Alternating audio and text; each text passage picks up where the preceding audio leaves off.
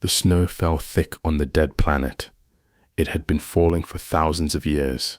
The world was cold and empty. No life moved on its surface. No cities stood on its frozen ground. It was just another dead rock floating in space. But today was different. Today ships came to this forgotten world. The Galactic Council fleet dropped out of hyperspace with bright flashes of light. 5 large ships hung in the darkness above the planet. Their hulls gleamed silver and blue. Strange symbols covered their sides. The symbols belonged to different alien races from across the galaxy. Inside the lead ship, Commander Zethus looked at the planet below. His 4 eyes blinked slowly. His green skin had dark spots that showed he was worried. Zethus belonged to the Vrex race. The Vrex were good at finding old things buried in space. "Are you sure the readings are correct?" Zethus asked. His voice made a low humming sound. Dr. Kane stepped forward. She was tall and thin. Her people were called the Aethan. They had white skin that looked like glass. The Aethan were the smartest race in the galaxy. They loved to study old things. "The readings are very clear," Dr. Kane said. Her voice sounded like music. "There is something big under the ice. Something made of metal. Something very old." Zethus looked at the data on his screen. The numbers made no sense. The thing under the ice was huge. It was bigger than any ship in their fleet. It was buried 3 kilometers down under rock and ice. "How old do you think it is?" asked Captain Thorks. He was short and wide. His people were called the Gorak. They had thick gray skin and were very strong. The Gorak were good at digging and building. Dr. Kane touched her data pad. More numbers appeared on the screen. "The ice around it is at least 5,000 years old, maybe more. This thing has been buried since before our races learned to travel between stars." The room went quiet. 5,000 years was a long time. Back then, most races were still living in caves. Only a few races had learned to fly between planets. "What race do you think built it?" asked Commander Zethus. Dr. Kane shook her head. "I do not know. The metal is strange. It does not match anything in our records. The shape is also very different from our ships." She touched her pad again. A picture appeared on the big screen. It showed the shape of the thing under the ice. It was long and thick. It had sharp edges. It looked dangerous, even buried under all that ice. "It looks like a weapon," Captain Thorks said. His voice was deep and rough. "Maybe," Dr. Kane said, "but it could be many things. A transport ship, a research vessel, a space station. We will not know until we dig it up." Commander Zethus was not sure this was a good idea. His people had a saying, "Sleeping beasts should stay sleeping." But the Galactic Council had sent them here to find old technology. The Council wanted to learn about the races that came before them. "How long will it take to dig it out?" Zethus asked.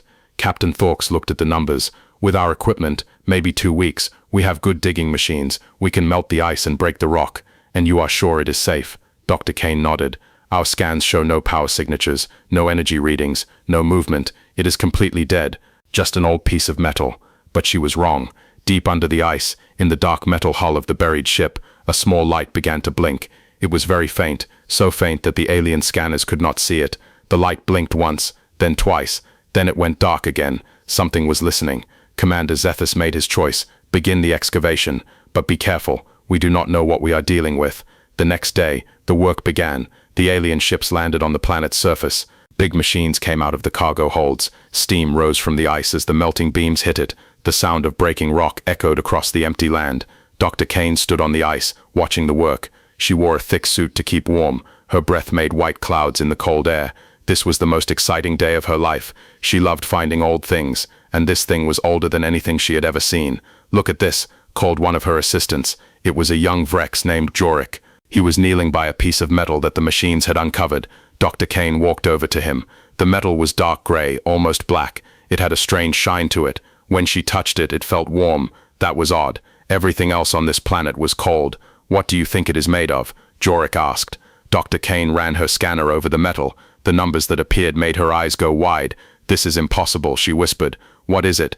"This metal, it is not on our periodic table. The atomic structure is completely unknown. How is that possible?" She took pictures of the metal. She took samples. She ran every test she could think of, but the metal remained a mystery. It was unlike anything the galaxy had ever seen. As the days passed, more of the ship was revealed. It was even bigger than they had thought. The front end was sharp like a spear. The sides had strange bumps and ridges. There were marks on the hull that might have been writing, but in no language any of them knew. "It definitely looks like a warship," Captain Thorks said. He was an expert on military vessels. See those bumps? Those could be weapon mounts. And those ridges? Probably armor plating. Dr. Kane did not want to believe it. She hoped it was a peaceful ship, a science vessel or a colony ship, but the more they uncovered, the more it looked like a weapon of war.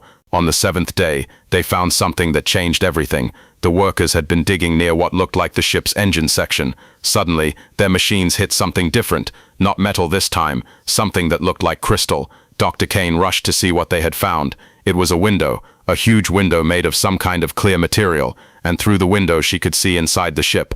"Bring lights," she called. "I want to see what is in there." The workers aimed their bright lights through the window. What they saw made them all step back in shock. The inside of the ship was not empty. There were things in there, machines, computers, and in the center of the room, something that looked like a chair, a command chair. But that was not the most shocking thing. The most shocking thing was that everything looked ready to use. There was no dust, no rust, no signs of age. It looked like the crew had just stepped out for a few minutes.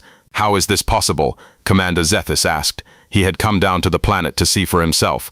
"This ship is thousands of years old. Everything inside should be dust by now." Dr. Kane had no answer. She pressed her face against the window, trying to see more. The technology inside looked advanced, more advanced than anything the Galactic Council had. There were screens and controls that she did not understand, lights that still seemed to be working. "We need to get inside," she said.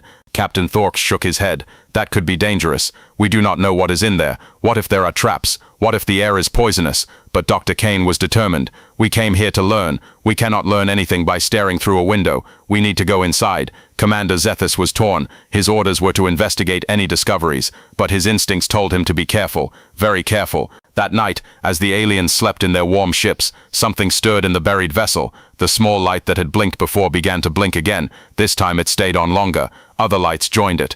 Deep in the ship's core, ancient systems began to wake up. Scanners came online. They detected the alien presence above. Computer systems started running diagnostics. Everything was working perfectly, just as it had been designed to do. The ship had been waiting for someone to find it, waiting for someone to wake it up. And now, after 5,000 years of sleep, it was beginning to stir. But the aliens on the surface knew none of this. They were too excited about their discovery to notice the faint energy readings that were starting to appear on their instruments. They were too busy planning how to get inside the ship to see the warning signs. Dr. Kane lay in her bed, unable to sleep. She kept thinking about what they had found. Who had built this ship? Where had they come from? What had happened to them? In all the records of the Galactic Council, there was no mention of this ship or its builders. It was like they had never existed, like they had been erased from history. But why? And why did she have the feeling that they were about to find out? Outside her window, the snow continued to fall on the buried ship. But now, if someone had been looking very carefully, they might have seen a faint glow coming from under the ice. A glow that was getting brighter with each passing hour. The ship was waking up.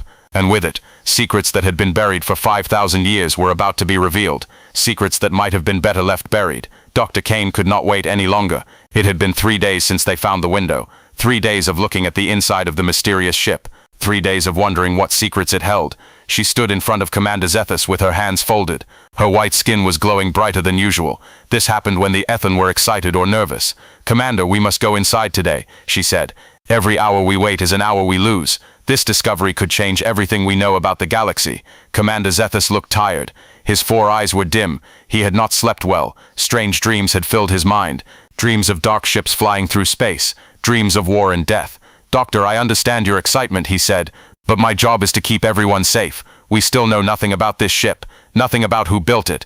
Nothing about why it was buried." Captain Thorks entered the room. His heavy footsteps made the floor shake. "Commander, my teams have finished checking the outside of the ship. We found something interesting." He touched a button on the wall. A big screen showed pictures of the ship's hull. There were marks on the metal, long scratches and dents. "These are battle scars," Thorks said. "This ship has been in fights, big fights. See these holes? They were made by energy weapons, very powerful ones." Dr. Kane looked at the pictures. The damage was severe. Whatever had attacked this ship had been trying very hard to destroy it. But the ship survived, she said. "It fought back and won." "Maybe," said Thorks. "Or maybe it ran away. We cannot tell from the damage alone." Commander Zethus studied the pictures. The scratches looked fresh, even though they were thousands of years old. The strange metal of the ship did not seem to rust or decay like normal metal. "Have you found a way inside?" he asked. Thorks nodded. "Yes, there is what looks like an airlock on the bottom of the ship. It is buried under ice, but we can reach it. My teams can cut through the ice in a few hours."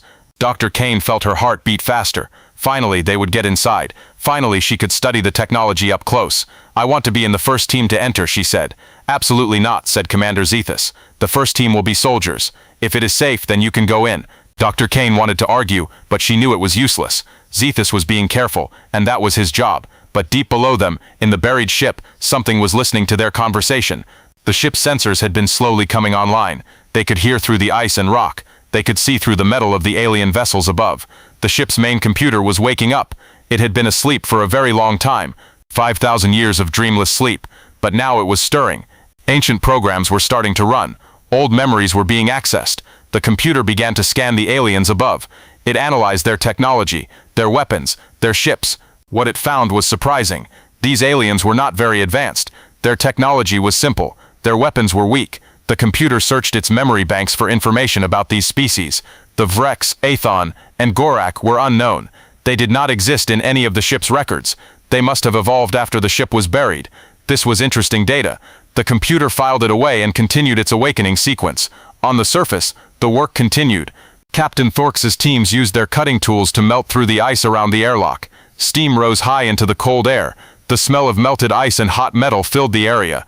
Dr. Kane watched from a safe distance. She had her equipment ready. Scanners, cameras, sample collectors. She wanted to record everything they found inside the ship.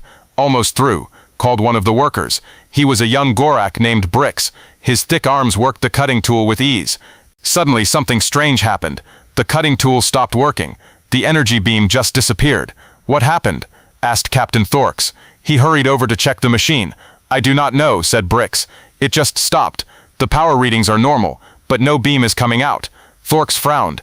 These tools never failed. They were simple and reliable. He tried turning it off and on again. Nothing happened. "Try a different tool," he ordered. They brought another cutting tool. The same thing happened. The energy beam started normally, then just vanished when it touched the area around the airlock. "This is impossible," said one of the technicians. "Energy beams cannot just disappear." But they had. And more strange things were starting to happen.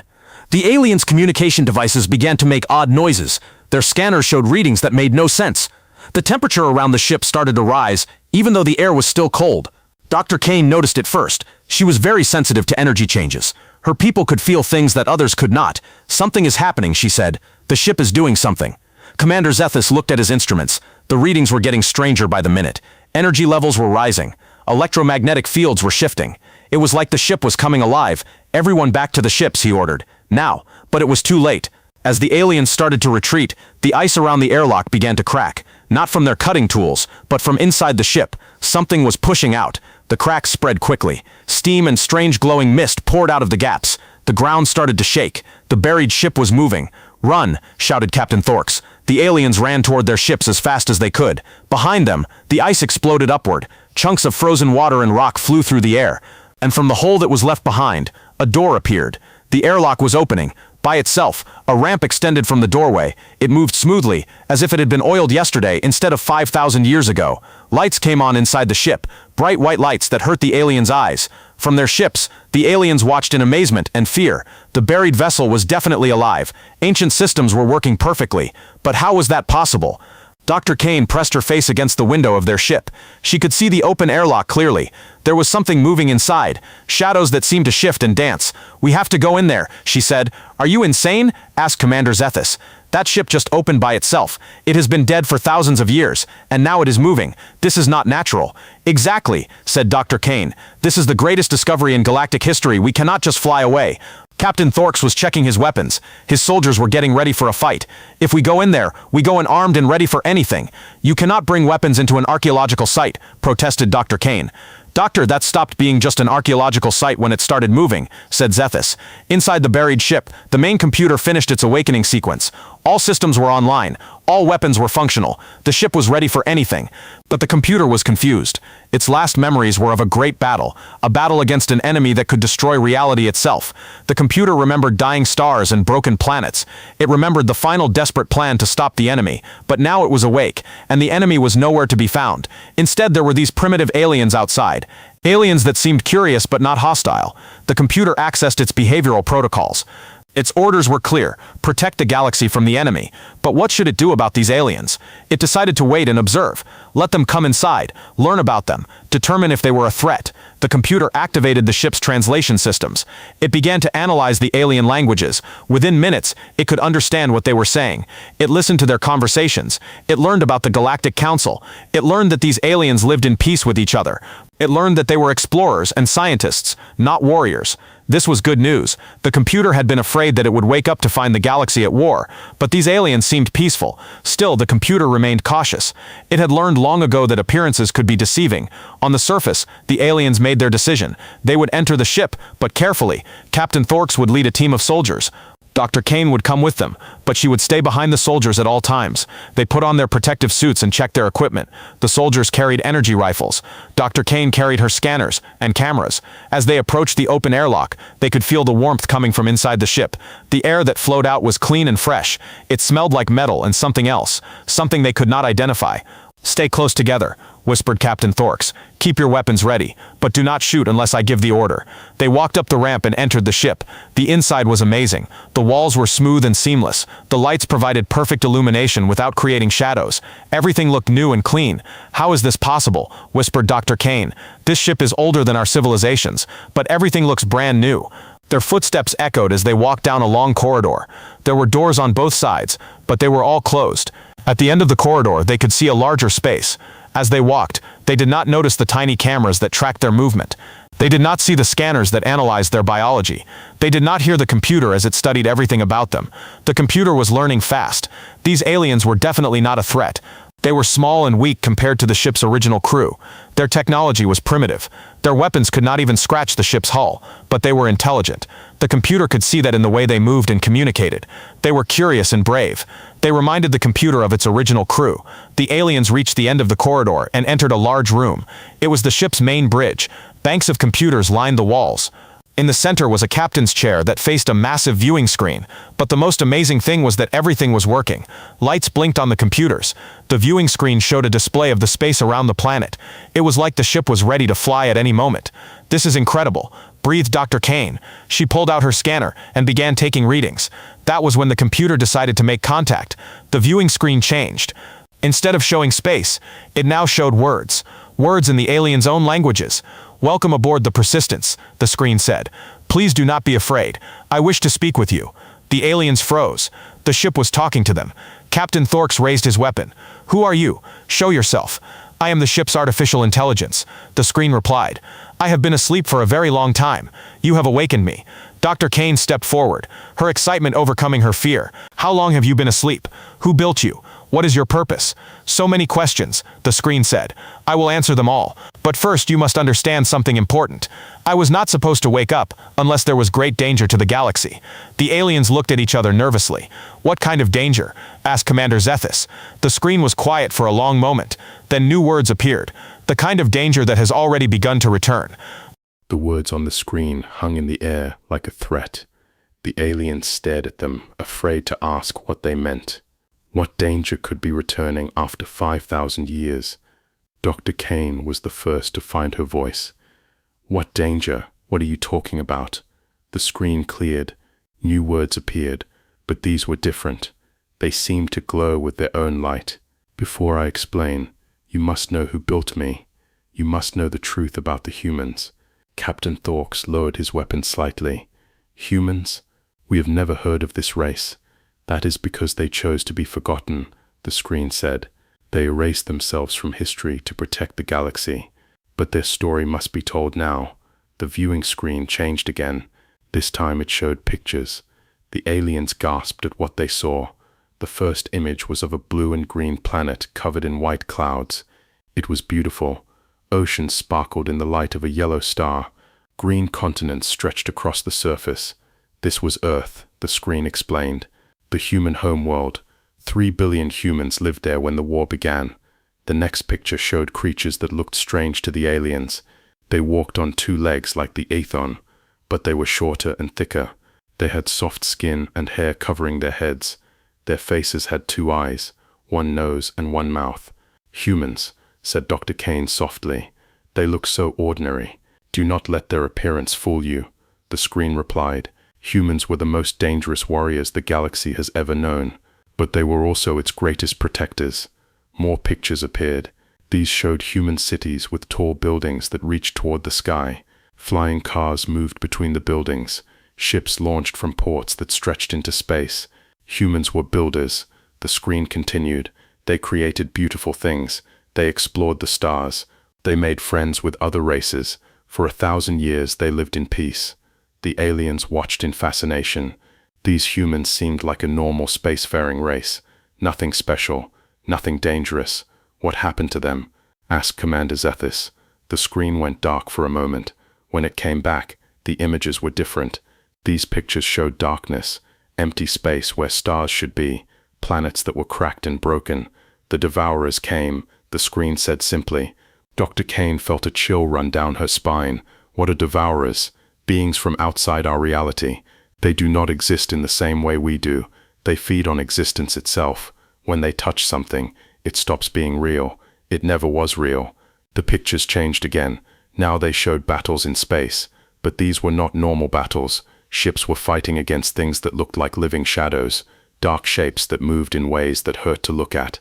The first worlds to face the Devourers simply disappeared, the screen explained. Not destroyed, erased, as if they had never existed. The people on those worlds, their families, their history, their very names vanished from all records. Captain Thorks gripped his weapon tighter. How do you fight something like that? You cannot fight them with normal weapons. Energy beams pass through them. Missiles ignore them. They exist between the spaces of reality. Only special weapons can touch them.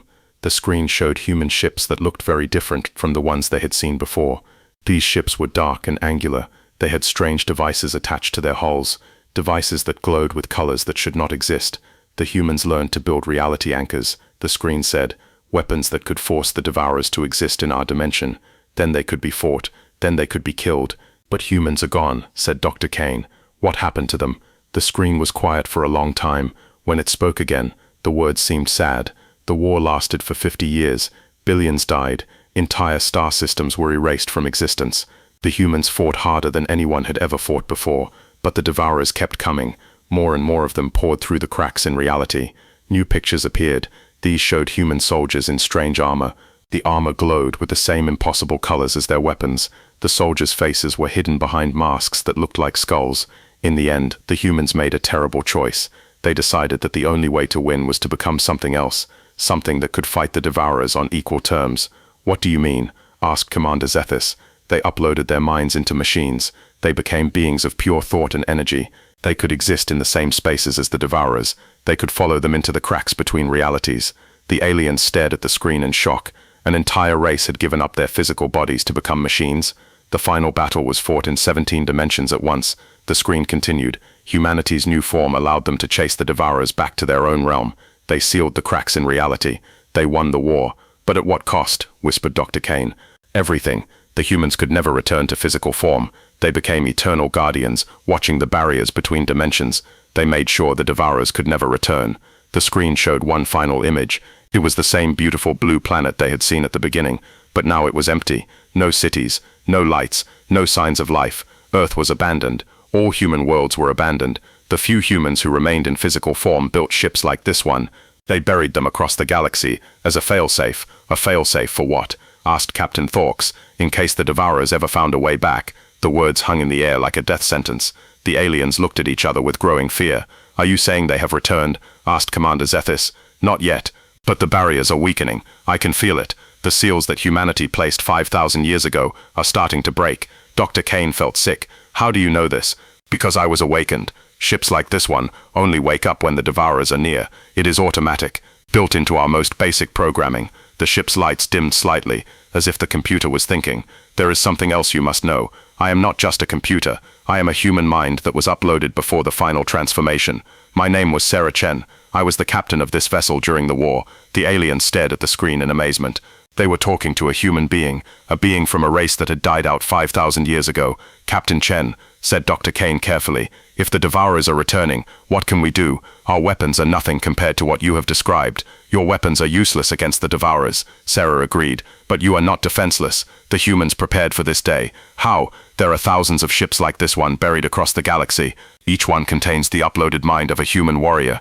Each one is equipped with reality anchor weapons. When the Devourers return, the fleet will wake up. Captain Thorks looked skeptical. Thousands of ships. We have explored most of the galaxy. We would have found them. You found this one by accident, Sarah pointed out. The others are hidden much better. Some are buried in the cores of planets. Others are hidden inside asteroids. A few are concealed within the hearts of stars themselves. Inside stars, gasped Dr. Kane. Human technology was very advanced by the end of the war. We learned to build ships that could survive anything, even the death of a universe. The screen showed a map of the galaxy. Tiny lights appeared scattered across it. There were hundreds of them, maybe thousands. Each light represents a sleeping warship, Sarah explained. Each ship contains weapons that can hurt the Devourers. Each ship is crewed by the uploaded mind of a human warrior who fought in the original war. Commander Zethus studied the map. Why did you not tell our people about this? Why keep it secret? Because knowledge of the Devourers is dangerous. Even thinking about them too much can weaken the barriers that keep them out. The humans chose to be forgotten, so that the galaxy could live in peace. But now that peace is ending, said Dr. Kane. Yes, the first signs have already appeared. Reality distortions in the outer rim, ships that have vanished without a trace, stars that have gone dark for no reason. The aliens felt a chill of fear. They had heard reports of strange happenings in the outer systems, ships that had simply disappeared, but they had thought these were just accidents or pirates. How long do we have? Asked Captain Thorks. Not long. Maybe a few months, maybe a few weeks. The barriers are failing faster than expected. Sarah's voice became more urgent. You must contact your Galactic Council immediately. Tell them what you have learned. Tell them to prepare their fleets. Prepare them for what? Asked Commander Zethus. You said our weapons are useless. Your weapons cannot hurt the Devourers directly, but you can evacuate civilians. You can guide refugees to safe systems. You can buy time for the human fleet to fully awaken. Dr. Kane stepped closer to the screen. Captain Chen, can you wake up the other ships? Can you call the human fleet? I can send the awakening signal, but it will take time for all the ships to come online. Some have been buried deeper than others. Some are farther away. The process could take days or weeks. Then we should start immediately, said Captain Thorks. There is a risk, Sarah warned. The awakening signal will be detected across the galaxy. Everyone will know that something is happening. Panic could spread. Your civilizations could collapse into chaos before the Devourers even arrive. The aliens looked at each other. It was an impossible choice. Wake up the fleet and risk panic, or wait and risk being unprepared when the Devourers returned. There is one more thing, Sarah said quietly. The awakening signal will also be detected by the Devourers. They will know that their ancient enemies are stirring. It might cause them to attack sooner than they planned. The weight of the decision pressed down on the aliens like a physical force. They held the fate of the galaxy in their hands. Commander Zethus took a deep breath. Captain Chen, if we do nothing, what happens? The Devourers return eventually. When they do, there will be no warning, no preparation, no hope. They will erase star system after star system until nothing exists. And if we wake up the fleet, we have a chance, a real chance to fight back, to protect the galaxy like the humans did 5,000 years ago. The aliens were quiet for a long moment. Then Dr. Kane spoke. Captain Chen, how do we send the awakening signal? Sarah's response came immediately, as if she had been waiting for this question. Are you certain? Once this begins, there is no going back. Commander Zethus looked at his companions. Captain Thorks nodded grimly. Dr. Kane's white skin was glowing with determination. We are certain, Zethus said. Then place your hand on the control panel next to the captain's chair. I will guide you through the process. As Commander Zethus walked toward the panel, none of them noticed the small tremor that ran through the ship. Deep in the vessel's core, ancient systems were already beginning to change. The awakening had started before they had even given permission. And somewhere in the dark spaces between realities, something stirred, something hungry, something that had been waiting 5,000 years for this moment. The Devourers had felt the first ship wake up. Soon they would feel thousands more. The war was about to begin again. Commander Zethus placed his hand on the control panel. The metal felt warm under his green skin. For a moment, nothing happened. Then lights began to flash across the ship's bridge. Awakening signal sent. Captain Sarah Chen announced through the speakers. All human vessels across the galaxy will begin activation sequences within the hour. Dr. Kane watched the displays with fascination. Numbers and symbols flowed across the screens. She could not read them, but she could feel their importance. How will we know when the other ships wake up? She asked. You will know, Sarah replied. The energy signatures will be visible from space. Each ship contains power sources that your instruments can detect. Captain Thorks was already thinking about the military problems they would face. How do we explain this to our people? How do we tell them that an ancient enemy is returning? Carefully, said Sarah. Panic will kill more people than the Devourers will in the first days. Your leaders must stay calm. Your people must trust their governments. Commander Zethus activated his communication device. He needed to contact the Galactic Council immediately. But as he tried to send the signal, something strange happened. The device made harsh static noises. Then it went dead. My communicator is not working, he said. Dr. Kane tried her device. The same thing happened. Captain Thorks checked his military radio. Nothing but static. Sarah, are you blocking our communications? Asked Zethus. No, came the reply. This is something else. Something I was afraid might happen. The lights on the bridge flickered. The ship's hull made a low groaning sound. Outside, through the viewing ports, the aliens could see that the sky was changing color. It was becoming darker, even though it was still day. What is happening? Demanded Captain Thorks. Sarah's voice sounded worried for the first time. The awakening signal was detected faster than I expected. They are coming. Who is coming? Asked Dr. Kane, though she already feared the answer. The Devourers. They felt the signal. They know the human fleet is waking up. They are trying to break through before we are ready. The ship shook violently. The aliens grabbed onto the nearest supports to keep from falling. Outside, the sky was now completely black. But it was not the black of night. This was a black that seemed to eat light itself. How is this possible? Gasped Dr. Kane. You said they could not return for weeks.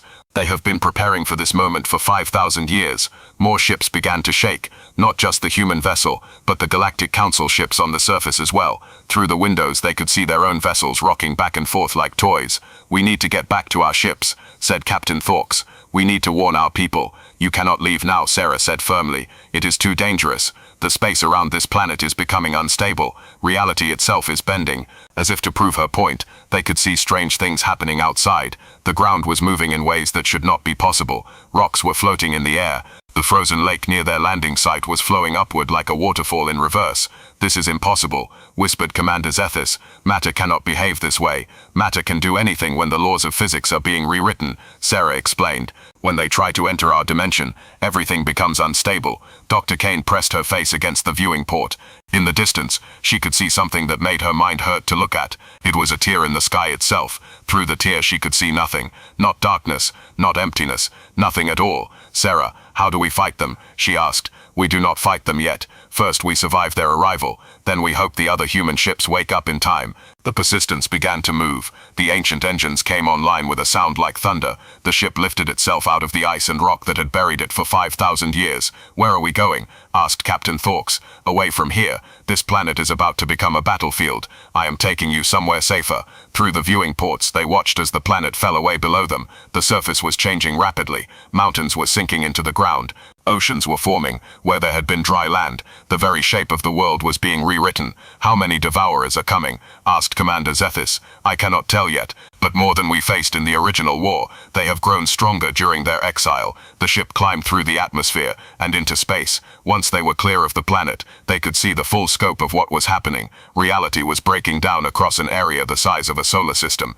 Their own fleet ships were caught in the chaos. The aliens watched in horror as one of their vessels simply vanished. Not destroyed, not exploded. It was there one moment, and gone the next, as if it had never existed. The Reliant, whispered Commander Zethus. There were 200 people on that ship. They are not dead, Sarah said gently. They have been unmade, in a way that is better than death. They feel no pain. They simply are not. How can you say that is better? Because I have seen what happens when the Devourers take their time, when they choose to make death slow and terrible. More tears were opening in space around them. Each one showed the same terrible nothing, and from each tear shapes began to emerge. The aliens got their first look at the Devourers, and they wished they had not. The creatures were impossible to describe properly. They looked like shadows, but shadows with substance. They moved like liquid, but liquid with purpose. They had no fixed shape, but somehow they still looked hungry. How big are they? Asked Captain Thorks. Size has no meaning for them, Sarah replied. They can be as small as an atom, or as large as a star. It depends on what they want to consume. One of the Devourers moved toward the remaining Galactic Council ships. As it approached, the vessels began to change. Their hulls became transparent. Their lights grew dim. The aliens watching could see the crews inside becoming faint, like ghosts. We have to help them, said Dr. Kane. We cannot. Not yet. This ship's weapons are still coming online. It will be several more minutes before I can fight. They watched helplessly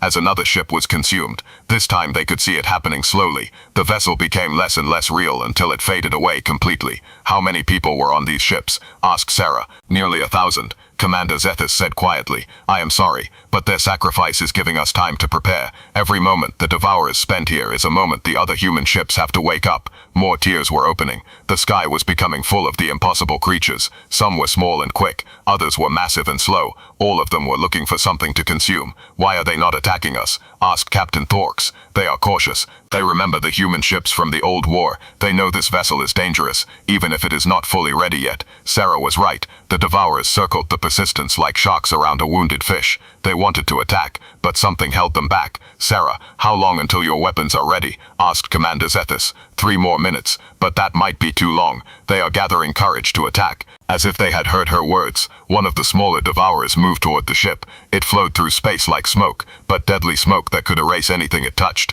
Hold on, Sarah warned. I am going to try something. The ship suddenly spun to the right. The movement was so fast that the aliens were pressed against the walls. Through the viewing ports, they could see the Devourer pass by harmlessly. That was too close, said Dr. Kane. It will not work again. They learned quickly. More Devourers were coming now. The largest one was the size of a small moon. It moved slowly, but with terrible purpose. When it passed near the dead planet below, chunks of rock simply ceased to exist. Sarah, we need those weapons now, urged Captain Thorks. 30 more seconds. The reality anchors are almost online. The large Devourer had noticed their ship. It began to move toward them with growing speed. As it approached, the aliens could feel something strange happening to their minds. Their thoughts became fuzzy. Their memories seemed less certain. It is trying to unmake us, Sarah explained. Do not let it into your thoughts. Think of solid things, real things. Remember who you are. Dr. Kane focused on her childhood home, the white crystal buildings of her people, the music of wind through the towers. She held these memories tight as the Devourer approached. Weapons online, Sarah announced suddenly. Everyone hold on. The ship stopped spinning and pointed directly at the large Devourer. From the hull, strange devices emerged. They looked like cannons, but they glowed with colors that should not exist. Reality anchor weapons, firing, Sarah said. Beams of impossible light shot from the cannons. When they hit the Devourer, something amazing happened. The creature suddenly became solid. It stopped moving like liquid and started moving like a normal physical object. Now it can be hurt, Sarah said with satisfaction. More weapons emerged from the ship. These were normal energy cannons, but much more powerful than anything the Galactic Council had. They fired beam after beam into the now solid Devourer. The creature writhed and twisted as the energy hit it. It made sounds that were not quite screams. Then suddenly it exploded into fragments that quickly faded away.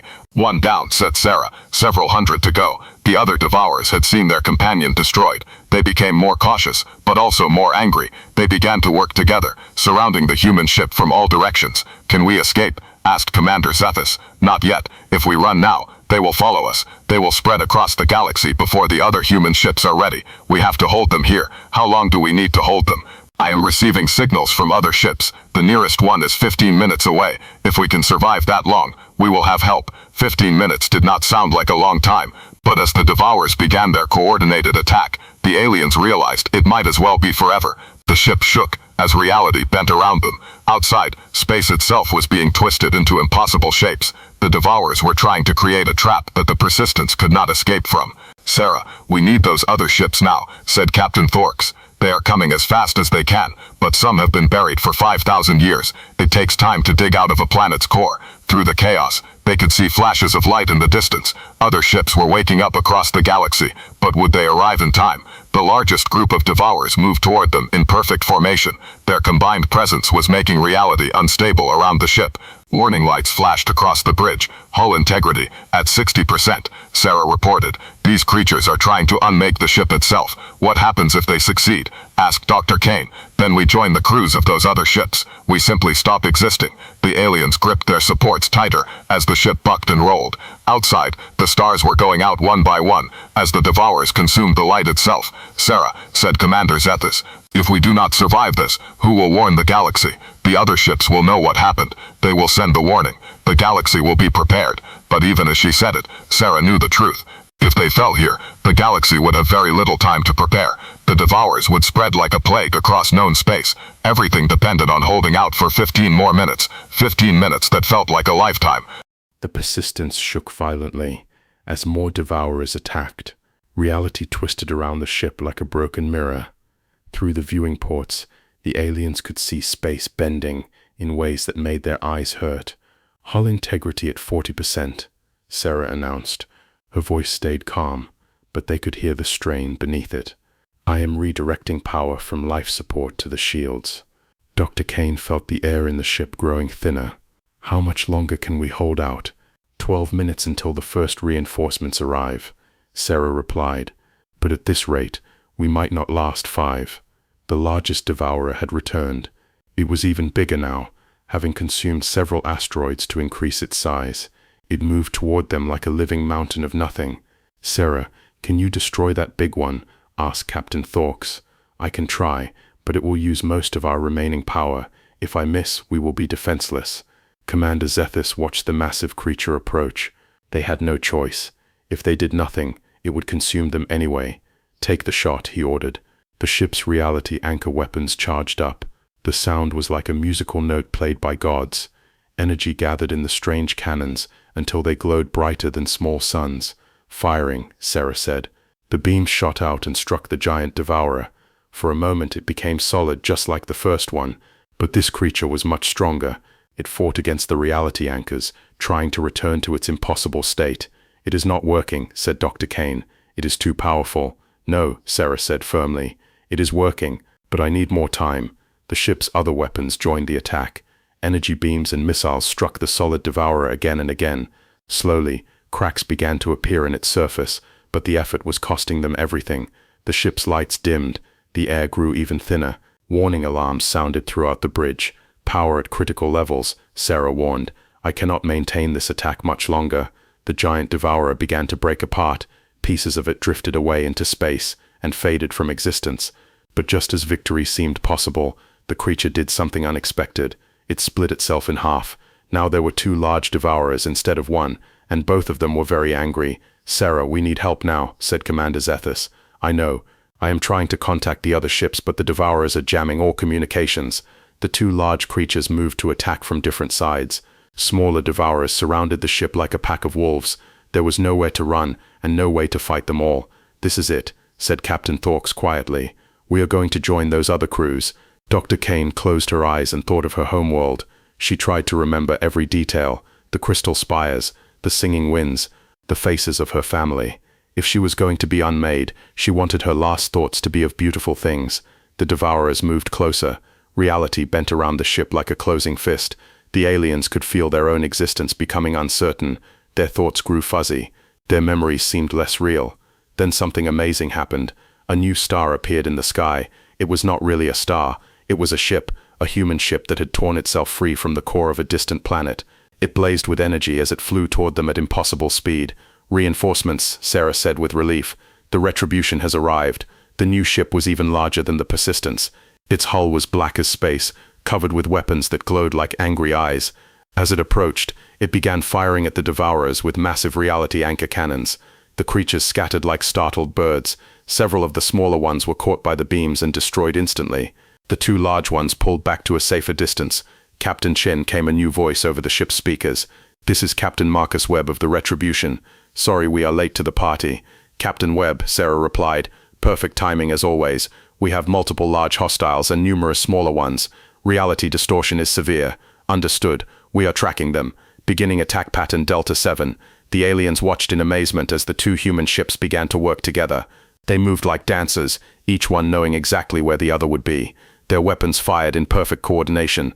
The Devourers tried to adapt, but they were facing something they had not seen for 5,000 years. Human military tactics, human teamwork, human determination. More lights appeared in the sky. More ships were arriving. A massive fortress ship called the Defiance emerged from a nearby star. Its hull was white-hot from its journey through stellar fire, but its weapons were already charging. A sleek destroyer named the Vengeance uncloaked near an asteroid belt. It had been hiding there for millennia, waiting for this moment. One by one, the ghost fleet of humanity awakened. Each ship brought new hope. Each captain brought 5,000 years of burning desire for revenge. This is Admiral Elizabeth Harper. Aboard the flagship Eternal came a commanding voice. All ships report status. Persistence ready for battle, Sarah replied. Retribution ready for battle, said Captain Webb. Defiance ready for battle, rumbled a deep voice. Vengeance ready for battle, said a woman with a sharp accent. The reports continued as more ships arrived. The determination, the indomitable, the last hope, the final stand. Dozens of vessels with names that spoke of human courage and human stubbornness. Dr. Kane watched through the viewing ports as the human fleet formed up around them. Each ship was different. Some were sleek and fast. Others were massive and heavily armored. But all of them had one thing in common. They were ready to fight. Devourers. Admiral Harper announced over the fleet communications. You made a mistake coming back. You should have stayed in your dark dimension and been content with defeat. Now you face the children of Earth once more. The Devourers seemed to understand. They gathered together into a massive formation, hundreds of creatures moving as one. They were no longer trying to consume individual targets. Now they wanted to erase the entire human fleet at once. All ships, the Admiral ordered. Reality anchors to maximum power. Prepare for coordinated assault. Let us show these creatures what humans do to things that threaten our galaxy. The space around the battle became a light show of impossible colors. Reality anchor beams shot out from every human ship. The Devourers fought back, bending space and time to avoid the weapons. But there were too many beams, too many ships. The creatures could not dodge them all. One by one, the Devourers were forced into solid form. Once they became real, the human weapons could destroy them. Energy cannons and missile launchers spoke with the voice of human anger. The battle raged across dimensions. The humans chased the Devourers through cracks in reality. They followed them into spaces between spaces. They fought in ways that would have driven normal minds insane. Commander Zethus and his companions watched it all from the bridge of the Persistence. They could not understand most of what was happening. The battle was being fought with weapons and tactics beyond their comprehension. But they could see that the humans were winning. How are they so good at this? Asked Dr. Kane. Practice, Sarah replied simply. We have been fighting these creatures for 5,000 years. Even in our sleep we remembered how to kill them. The largest Devourer made one final desperate attack. It gathered all its remaining power and tried to tear a hole in reality itself. If it succeeded, it could call for more of its kind from the dark dimension. But Admiral Harper was ready for this move. All ships, focus fire on the primary target. Do not let it complete the summoning. Every weapon in the human fleet turned toward the giant creature. The combined firepower of 50 warships struck it at once. The Devourer held together for a moment, then exploded into fragments that quickly faded away. With their leader gone, the remaining Devourers lost their coordination. They scattered in all directions, trying to escape back to their dimension. But the humans were ready for this too. Small, fast ships pursued the fleeing creatures. They hunted down every single one, making sure none escaped to bring word of this defeat back to their masters. Within an hour, the battle was over. The Devourers were destroyed or driven back to their dark realm. Space returned to normal. The stars shone with their natural light once more. All ships report casualties. Admiral Harper ordered. Persistence, no casualties, Sarah reported. Retribution, minor damage to hull section 7, said Captain Webb. Defiance, all systems nominal, came another voice. The reports continued, but the news was good. The human fleet had won without losing a single ship. Admiral, Sarah said, we have guests aboard, representatives of the current galactic civilizations. They witnessed the entire battle. Bring them to the flagship, Harper replied. It is time we had a talk. An hour later, the aliens found themselves aboard the Eternal, the largest ship in the human fleet. The bridge was vast and filled with technology they could not begin to understand. Admiral Harper appeared on the main screen. She looked like the other humans they had seen in the historical records. 2 eyes, 1 nose, 1 mouth. But there was something different about her eyes. They held the weight of 5,000 years. Greetings, she said to the aliens. I am Admiral Elizabeth Harper, commanding officer of the Terran Defense Fleet. I understand you have some questions. Commander Zethus stepped forward. Admiral, our people need to know. Are the Devourers gone? Are we safe? For now, yes. This attack was just a probing force, a test to see if our defenses were still active. The main invasion will not come for some time. How much time? Asked Dr. Kane. Years, perhaps decades. The Devourers are patient. They will study what happened here. They will find new ways to defeat us. Captain Thorks looked worried. What should our people do? How do we prepare? You do not need to prepare for war, Admiral Harper said gently. That is our job. It has always been our job. You should go back to your lives, build your cities, raise your children, explore the stars, live in peace. But we want to help, protested Dr. Kane. This is our galaxy too. Your help is appreciated, but not necessary. Your civilizations are not ready for this kind of war. You lack the technology and the mindset. Leave the fighting to us. The Admiral's image smiled slightly. Besides, you have already helped more than you know. By finding the Persistence, you started the awakening process early. If you had not discovered that ship, the Devourers might have caught us unprepared. Commander Zethus felt a strange mix of pride and sadness. Pride that they had helped save the galaxy. Sadness that they were too weak to stand beside these ancient warriors. What happens now? He asked. Now you return to your people. Tell them what you have seen, but carefully. Some truths are too heavy for civilizations to bear all at once. Tell them that the galaxy has guardians. Tell them that they are protected. And you, asked Dr. Kane, what will you do? We will do what we have always done. We will stand watch. We will guard the barriers between dimensions. We will make sure the darkness stays where it belongs." The Admiral paused, then added, "And we will wait. When your people are ready, when they have grown strong enough to stand beside us, we will welcome them as allies. Until then, we ask only that you remember us. Remember that humanity chose to become the shield between civilization and the void." Admiral Harper's image began to fade. "The galaxy is under our protection. It always has been. It always will be." The aliens were returned to their own ships. As they prepared to leave, they watched the human fleet disperse. Some ships returned to their hiding places. Others took up patrol routes along the galactic rim. The Persistence itself began to sink back into the ice of the dead planet, ready to sleep again until it was needed. But before they lost contact completely, Sarah Chen sent them one final message. "Thank you for waking us up. Thank you for trusting us. And remember, whenever the darkness comes, humanity will be there to meet it." As the alien ships jumped to hyperspace, heading home with the most important news in galactic history, none of them saw the small smile on Admiral Harper's face. Humanity's greatest victory was not defeating the Devourers. It was knowing that other races had grown wise enough to wake them when danger threatened. The galaxy was not just protected by human ships and human courage. It was protected by hope. And hope, as humanity had learned long ago, was the strongest weapon of all.